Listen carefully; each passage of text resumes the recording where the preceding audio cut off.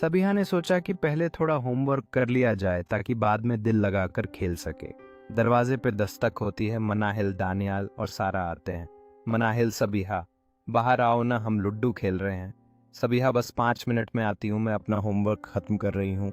थोड़ी देर बाद सबिहा होमवर्क पूरा करती है। सबिहा, हो गया, अब मजे से खेलने का समय है। सबिहा बाहर जाती है। सब बच्चे खेल रहे हैं, कभी लुड्डू, कभी छिपन छिपाई। सबिहा ने सीखा कि छुट्टियां खुशी का समय है, मगर पढ़ाई को नहीं भूलना चाहिए। होमवर्क पहले, खेल बाद में। रात का समय। सबिहा माँ को अपनी डायरी दिखा रही है। सबिहा, अम्मी देखें, आज मैंने कितना कुछ सीखा और खेला भी। अम्मी, शाबाश मेरी बच्ची, तुम वाकई एक समझदार लड़की हो।